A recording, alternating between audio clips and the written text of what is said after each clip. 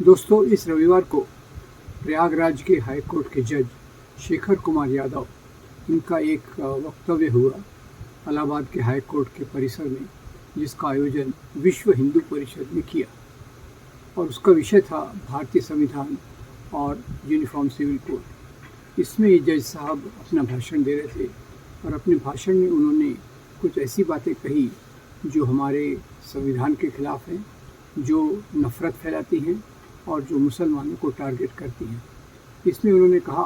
कि देश की जो नीतियां हैं वो ऐसी होना चाहिए जिससे मुख्य संख्यकों को फ़ायदा होना चाहिए, जो मुख्य संख्यकों को ध्यान में रखकर बनाई जानी चाहिए। साथ ही साथ उन्होंने मुसलमानों के बारे में कई आपत्तिजनक बातें कही, जैसे इनके परिवार के बच्चे ये तो बचपन से ही हिंसा सीखते हैं क्योंकि उनके घर में काटा जाता है बकरा वगैरह वगैरह,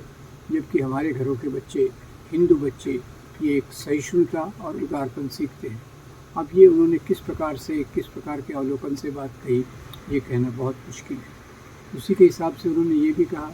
जो कठपुतला विचार रखते हैं, ख़ास तौर से उनका इशारा मुसलमानों के खिलाफ था, वो देश के लिए बहुत घातक है।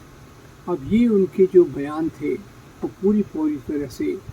जिस संविधान की रक्षा करने के लिए हमारी न्याय व्यवस्था होती है उसके खिलाफ है। ये जज महोदय विश्व हिंदू परिषद के कार्यक्रम में पूरी नफरत की बातें, अल्पसंख्यकों के खिलाफ और ऐसी बातें कह रहे थे जिनका हमारे संविधान से कोई मेल नहीं खाता। इस पर प्रशांत भूषण और कपिल सिब्बल, दो देश के दो बड़े नामी वकील हैं, उन्होंने कहा कि इस जज को कोर्ट में रहने का कोई अधिकार नहीं है, इसको तुरंत इसकी नौकरी से निकाला जाए, क्योंकि उसने जो बातें कही हैं वो पूरी तौर से आपत्तिजनक हैं और देश की एकता अखंडता के लिए खतरनाक है।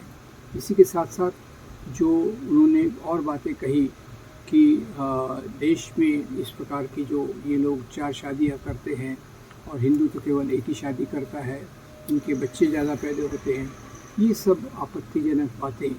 जो नफ़रत फैलाने वाली हैं उन्होंने की। तो इस समय इस प्रकार के जजों का, जो पूरे हमारे संविधान के विरोध में चलते हैं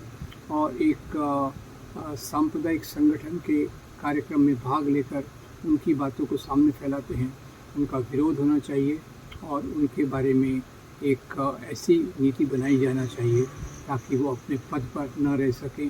और हमारी न्याय व्यवस्था ज़्यादा सुचारू रूप से चल सके। धन्यवाद।